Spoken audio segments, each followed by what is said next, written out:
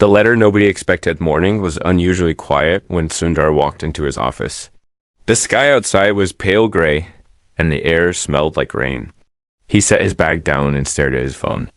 There was a single notification blinking. A message from his ex-wife, Mira, after almost 10 years of silence. Please come to the court today at 3. I have something you need to see. Arada, his hands froze. He hadn't heard her voice since the day she left. Her words that day still burned in his mind. You'll never understand what you lost, Sundar. And one day you'll regret it. He tried to ignore the ache in his chest. Work always helped him forget. He called his assistant, told her to cancel his meetings for the afternoon, and sat down at his desk, staring at the clock. Each second felt heavier than the last. He thought back to the last time they had spoken. It had been raining then too. She stood in the doorway of their apartment, her suitcase beside her, her eyes full of tears she refused to let fall. She had always been so strong. She had walked away without looking back. And Sundar had watched her leave, too proud to say sorry, too stubborn to admit how much he loved her. 3 o'clock came faster than he expected. The courthouse was crowded, and the smell of paper and old wood filled his lungs. He spotted Mira instantly. She wore a simple white sari, her hair pinned neatly, her face calm but unreadable. She didn't say hello. She simply handed him an envelope. Her fingers brushed his, sending a strange shiver down his spine. He opened it slowly. His heart pounding. Inside was a single photograph. It showed a little girl, about 9 years old, sitting on a park bench. She had Sundar's eyes. Who is this? His voice cracked. Mer looked at him quietly for a long moment, then said, "She's our daughter." His breath caught. Our daughter? She nodded. Her name is Anaya. The world seemed to tilt under him. His mind spun with questions, but no words came out. He couldn't look away from the photo. Mer spoke again, softer this time. She doesn't know who you are, but she's about to find out. Before he could answer, a loud voice interrupted. The judge entered the courtroom and Mira walked away, leaving him standing there alone, clutching the photograph. When the judge called their names, Sundar and Mira stood side by side. The judge looked at them both and said, "We're here today regarding the custody and future Anaya." Sundar's knees felt weak. His daughter, his own daughter. And he never even knew she existed. The judge continued speaking, but Sundar could barely hear. His heart was hammering. He turned to Mira, whispering, "Why didn't you tell me?" She didn't meet his eyes. Instead, she handed another envelope to the judge.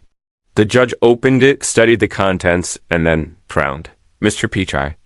The judge said gravely, "What do you have to say about these allegations?" Sundar blinked. "Allegations?" The judge handed him the papers. Sundar's hands shook as he read. Evidence of abandonment, emotional neglect, and unfit parenting. Recommendation, limited visitation rights. He looked at Mira, his voice rising. "What is this?" For the first time that day, she looked him straight in the eye. Her voice was steady, but full of pain. "It's the truth." His stomach turned. His mind raced back to all the nights he'd stayed late at work, all the calls he'd ignored, all the birthdays he'd missed. But he didn't even know he had a daughter. He opened his mouth to argue, but the judge banged his gavel. "Mr. Pichai, you will have a chance to respond. But for now, the child's well-being comes first." Sundar sat back down, his heart heavy. He glanced at Mira again, but she looked away. Just then, the door at the back of the room opened. A woman entered, holding the hand of a small girl with big, dark eyes. Sundar's breath caught. It was her, Anaya. She looked around the room shyly. Clutching the woman's hand, Sundar couldn't move. He couldn't speak. His own daughter was standing just a few feet away, and she didn't even know who he was. The judge looked at them both and said, "Mr. Pichai, meet your daughter." Sundar swallowed hard, but before he could take a step forward, Mira said quietly but firmly, "She's not ready to meet you yet." The words hit him like a punch. He stood there frozen, holding the photograph, watching his daughter being led away. And then Mira leaned closer and whispered something. That sent chills down his spine. There's more you don't know, Sundar. Much more. And with that, she turned and walked out of the courtroom, leaving him alone with 1,000 questions and a single photo in his hand. The judge's voice echoed in the empty room. We'll reconvene in 1 week. Sundar sat back down, his mind spinning. He didn't know what hurt more.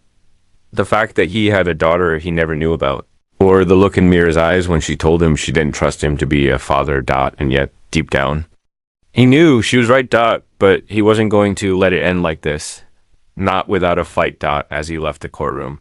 He noticed another envelope waiting for him on the bench outside. Number, name, no note. Just his name written in neat small letters. He opened it slowly. Inside was a second photograph. And what he saw in that photograph made his knees buckle. It was Anaya again. But this time, she was standing next to a man Sundar had never seen before. And the man had his hand on her shoulder. A single line was written on the back of the photo. You're already too late. Sundar's hands trembled. He looked around, but Mira was already gone. And in that moment, he realized this was just the beginning. Asterisk. The man in the photo rain had not stopped all evening. It poured relentlessly over the city, turning streets into rivers, blurring headlights into pale streaks on the slick asphalt. Sundar sat in the back of the cab, clutching the photo in his hand as though it held the answer to everything. He stared at the image again and again, as if the more he looked, the more it would make sense. Anaya stood there, her delicate frame leaning slightly toward the man beside her. The man was tall, with sharp features, dressed in a dark suit, his hand resting protectively on Anaya's shoulder. And on the back of the photo, that line stared back at him like a cruel whisper. You're already too late. He couldn't stop hearing Mira's words from earlier that day, her voice cold yet trembling beneath the surface. There's more you don't know, Sundar. Much more. Now, as the cab wound its way through narrow lanes toward her neighborhood, Sundar's chest tightened with a mix of anger, fear, and something he couldn't even name. She had no right to keep this from him for so long. No right to parade his daughter around with another man while he lived like a stranger to his own blood. But deep down, he also knew part of this was his fault too. The cab pulled up to the gates of a modest house tucked into a quiet corner of the city. The lights inside glowed warm against the dark, rainy night. Sundar stepped out, paying the driver without a word, and walked slowly to the gate. For a moment, he just stood there, staring at the door, his reflection distorted in the wet glass. The sound of raindrops on the tin roof above mingled with the faint laughter of neighbors behind closed curtains. He raised his hand and knocked. The door opened a crack. Mira stood there, her face partially in shadow, her eyes wary but calm. She didn't look surprised to see him. You shouldn't have come, she said softly, though there was no gentleness in her tone. I saw the photo, Sundar replied, his voice low but sharp. Who is he? Who's that man with her? She didn't answer right away. Instead, she opened the door wider and stepped aside, letting him into the small living room. It smelled faintly of jasmine and old wood. The walls were lined with bookshelves, and a single photograph of Anaya as a toddler sat on a small table by the window. Sundar's heart twisted as he saw it, her bright smile, her tiny hands clutching a stuffed toy. Mer crossed her arms, leaning against the doorway. You shouldn't have come, she repeated. Stop saying that. Sundar shot back, his frustration finally spilling over. You kept her from me for 9 years. You never answered my calls. You vanished without a word. And now you expect me to just walk away again? Tell me who he is. For the first time, her expression cracked. She closed her eyes briefly, then opened them, her voice quieter this time. If you value your life and hers, you'll stop asking questions you aren't ready to hear the answers to. Sundar felt his stomach knot. Her words hung heavy in the air between them, thicker than the humid night pressing in through the open window. What does that mean? Are you saying she's in danger? That you're in danger? Mira turned away, walking to the window and staring out into the rain. Just go home, Sundar, she murmured. You're already too late. Something in him snapped at those words, that phrase again. Too late for what? He crossed the room and grabbed her arm, not roughly, but firmly enough that she finally turned to face him. You owe me the truth, Mira. If you don't tell me, I'll find out myself. Asterisk, her eyes flashed for a brief second, and then she pulled her arm. Free. Then do what you must, she said, her voice colder now. But don't say I didn't warn you. He stood there, watching her as she walked out of the room, her sari trailing softly over the wooden floor. Leaving him alone with the sound of the rain the next morning, Sundar sat in his hotel room with the photo spread out on the bed, alongside a stack of papers and his laptop. He hadn't slept. The stranger in the photo haunted him. There was something about the way the man looked at Anaya, protective yet possessive, that unsettled him deeply. Asterisk.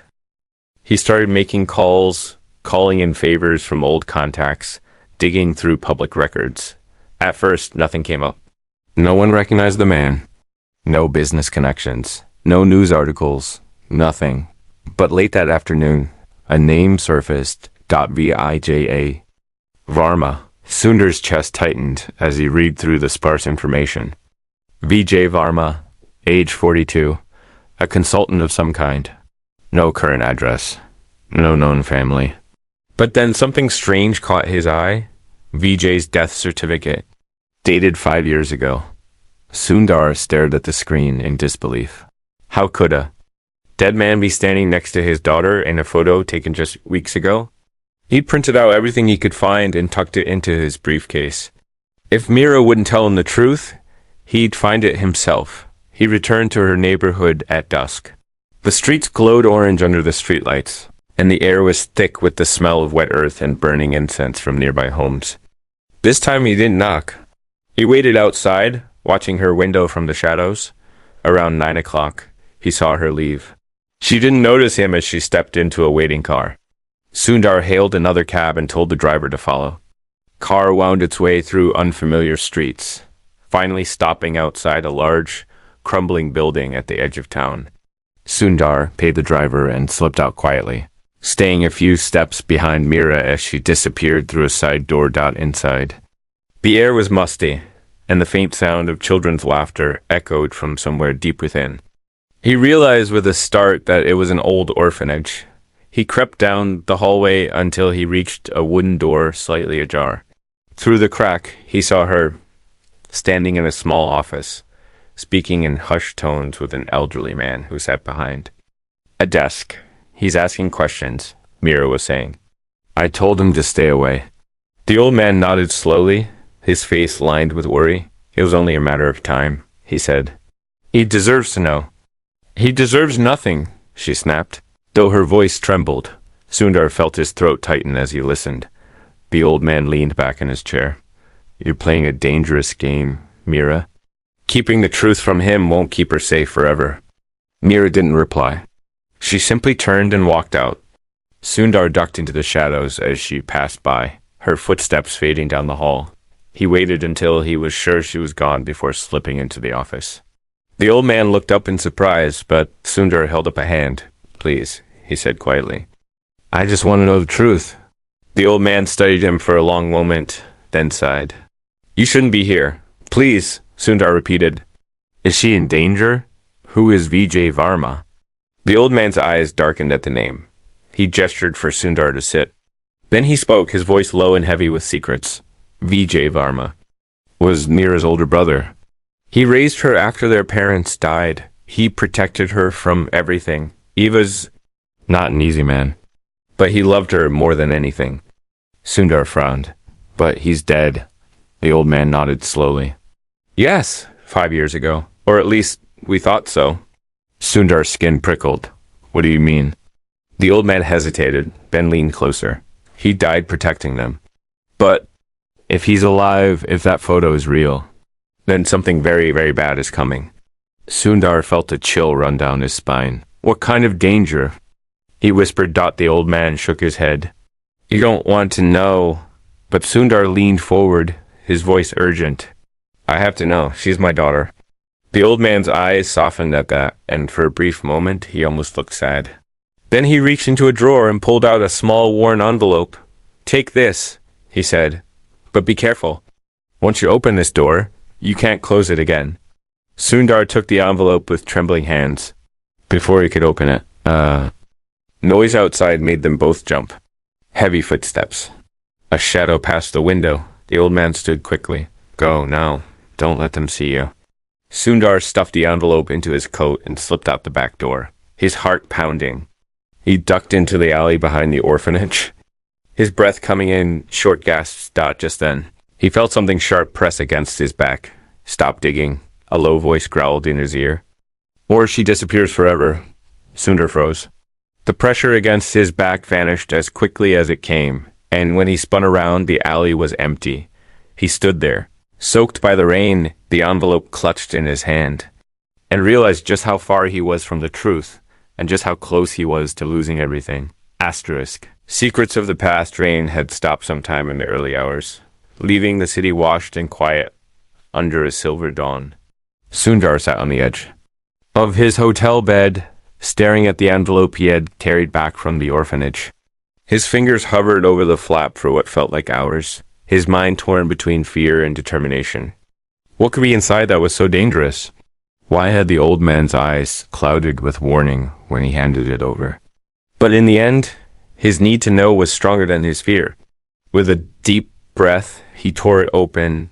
Inside was a single sheet of paper, yellowed with age, covered in neat, precise handwriting. It wasn't official, not a legal document, not a police record, but a letter. A letter addressed to Meera, written by Vijay Varma himself. Sundar's hands trembled as he unfolded it. "Meera, if you are reading this, then it means I failed. To protect you, it means I am gone, and you are alone. Listen to me very carefully. Anaya is not safe. There are people who will come looking for her, and they will stop at nothing. You must take her far away. Change your name if you have to. Do not trust anyone, not even those who claim to care. Especially Sundar. He can't help you. He doesn't understand what we are up against. If you let him in, you put her in danger. Forgive me for leaving you with this burden, but she is everything. Protect her. Always." Below the signature was a date 5 years earlier, the day Vijay supposedly died. Sundar read it again and again, each word sinking into him like ice. His stomach churned. What did Vijay mean? She is everything. Who were the people looking for her?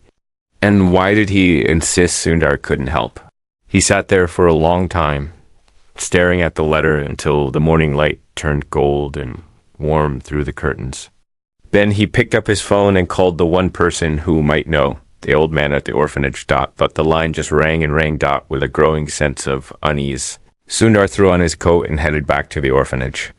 The streets were already busy, bicycles weaving between cars, vendors calling out as they arranged piles of fruit and flowers in their carts.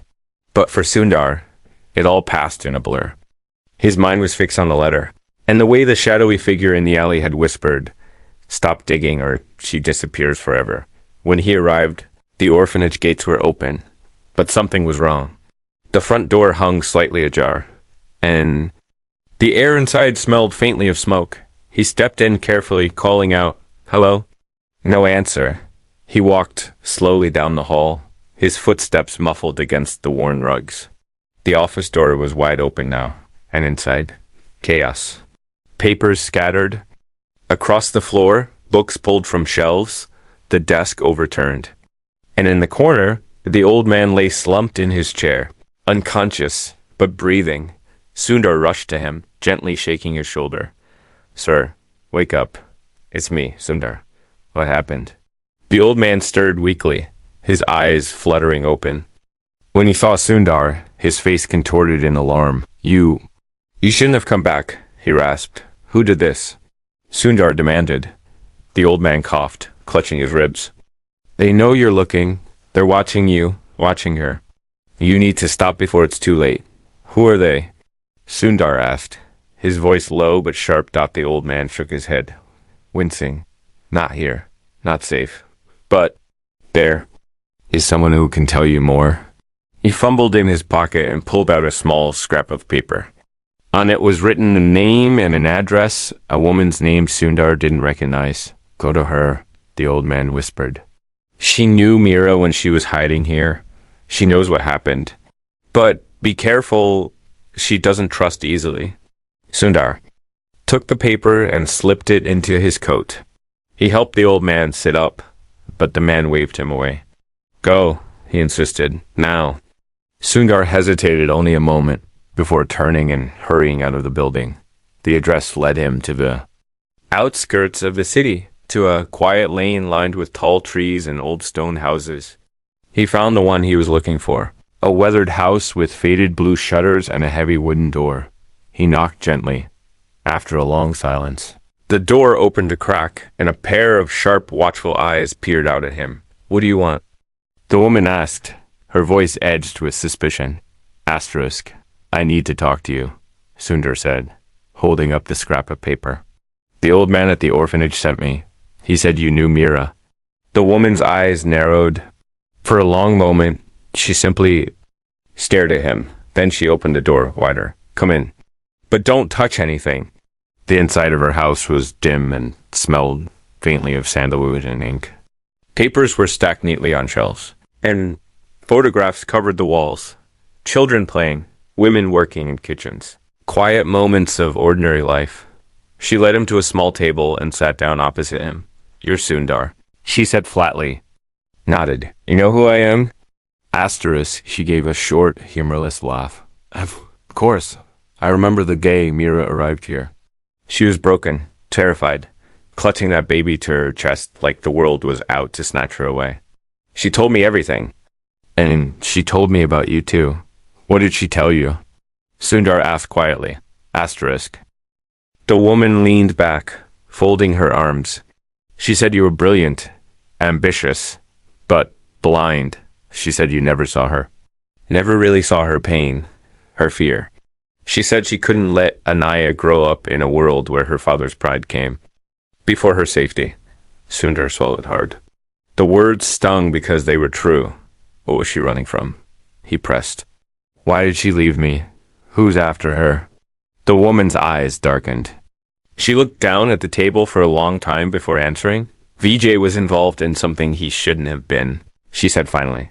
He crossed powerful people. People who don't forgive. They wanted something from him, and when he refused, they came for Mira and the baby. He died to protect them, or at least, that's what we thought. Sundar felt a cold weight settle in his chest. But if he's alive, the woman's expression hardened. Then everything Mira sacrificed was for nothing. And you have no idea what kind of danger you're walking into. Sundar leaned forward, his voice low but firm. I don't care. She's my daughter, and I won't walk away. The woman studied him for a long moment, then shook her head. You sound just like him, she murmured. Like who?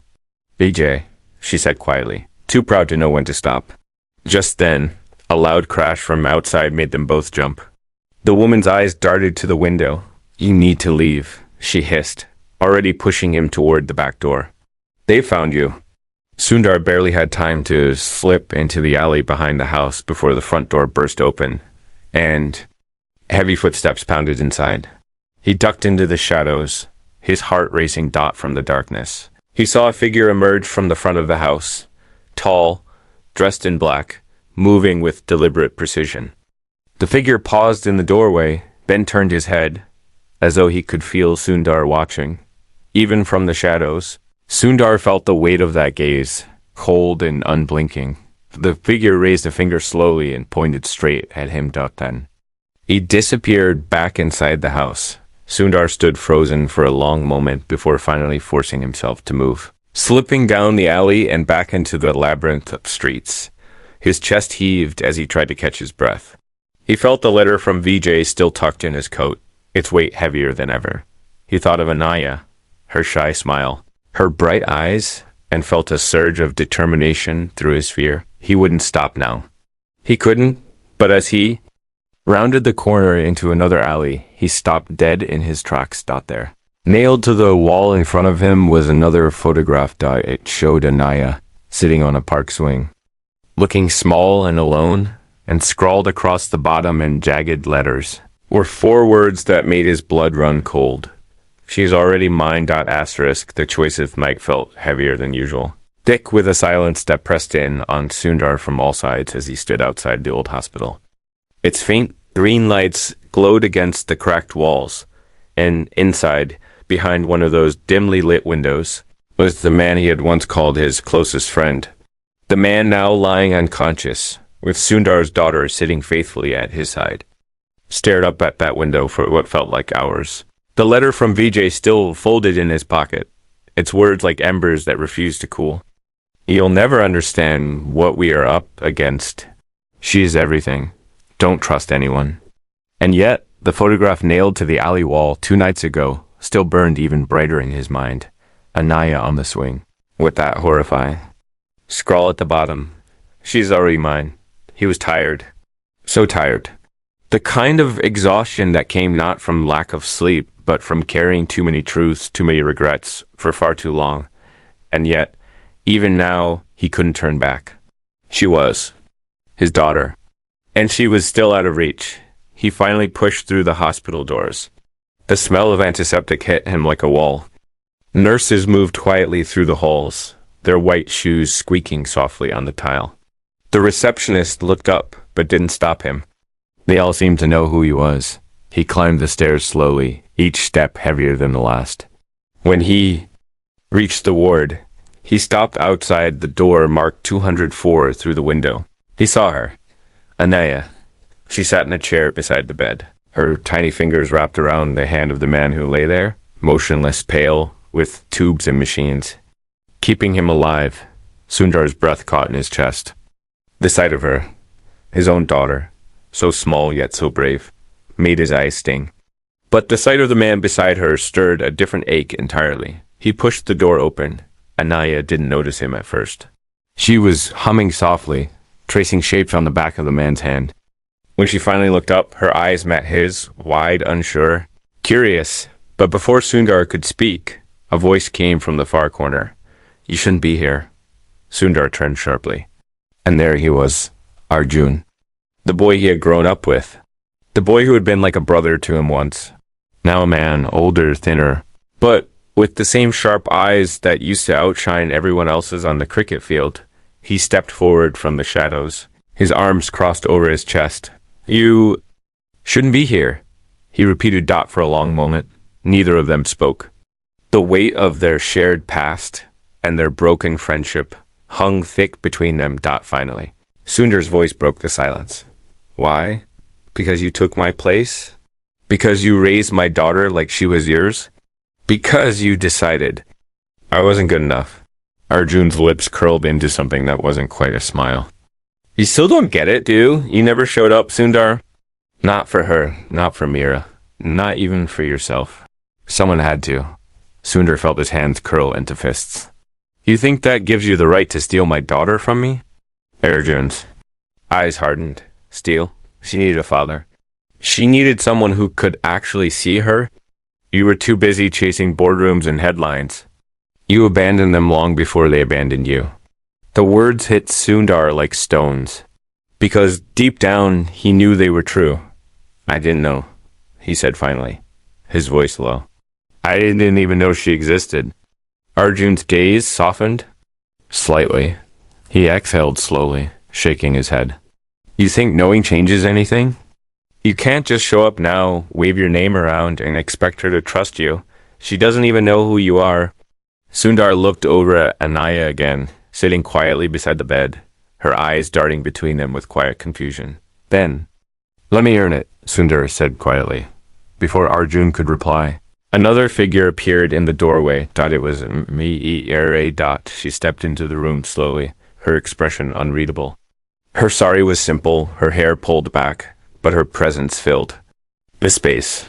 For a moment, she just looked at the two men, the husband she had left, and the friend who had stood in his place. Enough, she said softly. But with finality, both men fell silent. She moved to the side of the bed, resting a hand on Arjun's shoulder. He closed his eyes briefly under her touch. Then she turned to Sundar. There's something you need to understand, she said. Her voice was calm, but her eyes shimmered with a sadness he hadn't seen before. Arjun stepped in because I asked him to. Because I didn't know if he'd ever come back. Because he's dying? The words sank into Sundar like cold water. He looked at Arjun, really looked at him, and for the first time noticed the sharp hollows of his cheeks. The faint tremor in his hands, the way his breaths came shallow and labored even in sleep. What? What happened? Sundar asked. His throat dry. Meera glanced down at the floor. His kidneys failed. Too late for a transplant now. He has months, maybe weeks. The room fell silent except for the faint beeping of the monitors. She turned back to Sundar, her voice firmer now. I wanted you to meet her because she needs you now. Because he won't be here much longer, and because she deserves the truth. All of it. Sundar swallowed hard. Everything inside him ached. He thought of all the years he'd wasted. All the nights he'd chosen work over home, pride over love. Why didn't you tell me sooner? He asked, his voice barely more. Then a whisper. Meera shook her head, a tear slipping free at last. Because you weren't ready, she said. But maybe now you are. She moved to the doorway, pausing only once to glance back at him. You have a choice to make, Sundar, she said quietly. You can keep fighting for yourself, or you can start fighting for her. And then she left the room, leaving him standing. There, torn between who he had been and who he still could become, he walked to the side of the bed and sat down beside Anaya. She looked up at him shyly, her small fingers still clutching Arjun's hand. They just stared at each other, father and daughter, two strangers bound by blood and something even deeper. Then she spoke, her voice so soft. He almost didn't hear it. Are you Papa? His heart clenched. He wanted to say yes. He wanted to scoop her into his arms and promise her the world. But the words caught in his throat. He knew he didn't deserve it yet, So instead, he reached out and gently placed his hand over hers. Not yet, he whispered. But I'm going to try. And for the first time in years, he meant it. Just then, a nurse appeared in a doorway, holding a small envelope. She handed it to Sundar without a word and left. He opened it slowly. Inside was a single photograph. It showed Arjun, much younger, healthy, smiling, standing beside Vijay Varma. On the back of the photo, written, hurried, slanted handwriting, was a single line. He knew everything. Sundar stared at the photo, his breath catching. And in that moment, he realized there was one final secret no one had told him. And it was waiting for him just beyond the hospital walls.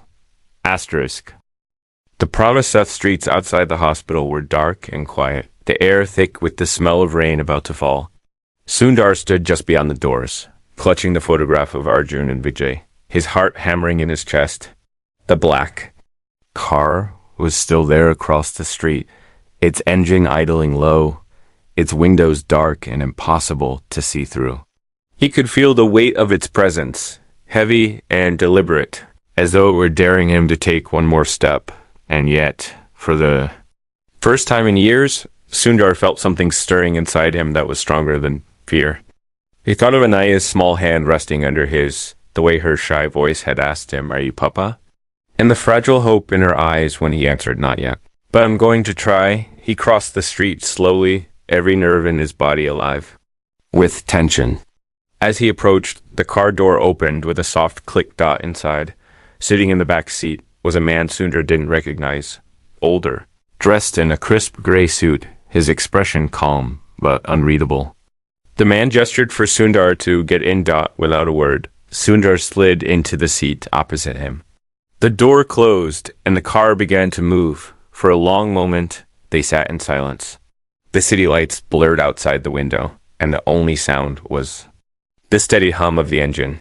Finally, the man spoke, his voice smooth and deliberate. You've caused quite a lot of trouble, Mr. Pichai. Sundar met his gaze steadily. Who are you? The man ignored the question. Instead, he pulled a file from his briefcase and slid it across the seat. Inside were photographs, dozens of them, of Meera, of Anaya, of Sundar himself. And at the very bottom, Another photograph of Arjun and Vijay together, younger, standing in front of a building Sundar didn't recognize. Vijay Varma and Arjun Desai, the man said. Both of them thought they could outsmart us. They stole something that didn't belong to them. They thought hiding the girl would save her. What did they steal? Sundar asked quietly. The man's lips curved into the faintest smile. Something far more valuable than you can imagine. But that's not your concern anymore. Sundar's jaw tightened. She's my daughter. She's also a liability, the man replied evenly. She is a reminder of their betrayal. As long as she's alive, she's a threat to us. Sundar leaned forward, his voice low and steady. If you touch her, if you come near her again, I swear I'll burn everything you have to the ground. The man regarded him for a long moment, then chuckled softly. You've changed, he said. When this started, you would have walked away. You would have buried yourself in your work and let her fade into someone else's care. You're right, Sundar said. I did. But not anymore. The car slowed to a stop. The man tapped on the window and the driver opened the door. This is the only warning you'll get, the man said. Leave it alone, Mr. Pichai. Take your daughter and disappear. If you keep digging, you won't like what you find.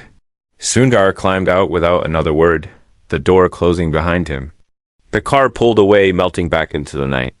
Stood there for a long moment, feeling the weight of the choice in front of him.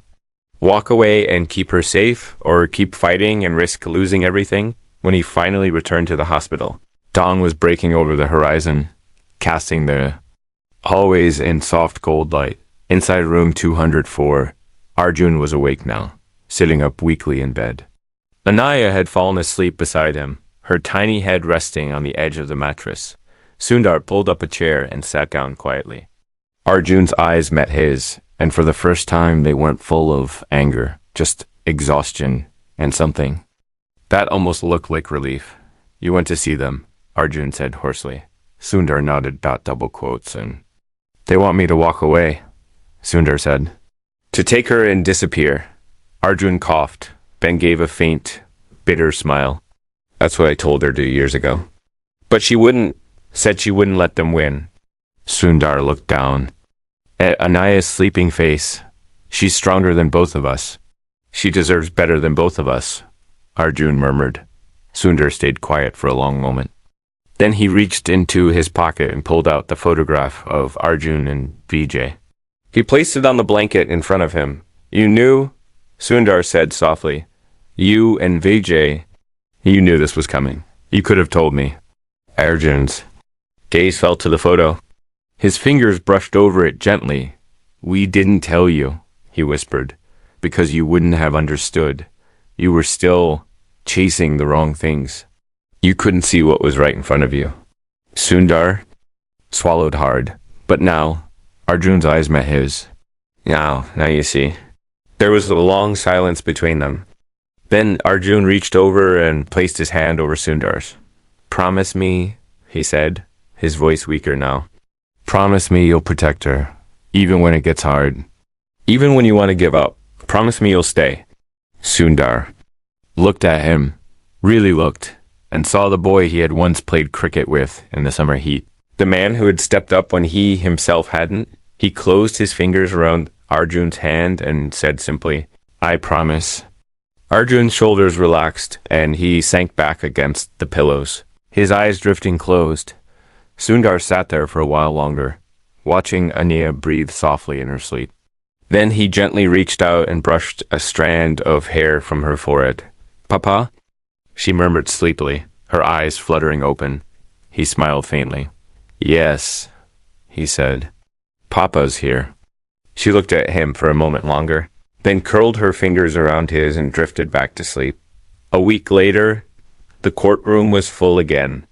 The same judge sat at the bench, papers stacked neatly in front of him. Mira stood on one side of the room, her expression calm but tense. Sundar stood on the other, holding Anaya's hand. When it was his turn to speak, Sundar stepped forward. His voice was quiet but clear. Your Honor, he began, I won't stand here and pretend I've been the father she deserved. I made mistakes. I let my pride and ambition blind me to what really mattered. But I see it now. I see her. And I want to spend the rest of my life earning the right to be her father. He paused, glancing down at Anaya, who squeezed his hand. Gently. She deserves someone who won't walk away, he continued. Someone who will fight for her. Someone who will stay. And I promise you, that's who I'm going to be. The judge studied him for a long moment before finally nodding. Shared. Custody is granted, the judge said. This court expects both parents to act in the best interests of the child. Sundar felt a quiet relief wash over him. He looked at Mira, and for the first time in years, she met his gaze with something that almost looked like respect. When they stepped outside, the sunlight was bright and warm, and the air smelled fresh. As though the whole city was exhaling after a long storm, Anaya walked beside him, her small hand still tucked into his. She looked up at him shyly. Do we have to go back to the big building? She asked. He shook his head, smiling. No, he said. We're going somewhere better. She tilted her head curiously. Where? Home, he said. We're going home. And for the first time in his life, Sundar knew exactly what that word meant as they walked toward the car. He felt her tiny fingers squeeze his one more time. Papa? She whispered. He looked down at her, his throat tight. Yes. She smiled faintly. He didn't give up. His chest ached at her words. He crouched down so their eyes were level and said softly, and I never will. The two of them stepped into the sunlight together, leaving behind the shadows of the past, and ahead of them, a road full of quiet hope and endless possibility. Asterisk.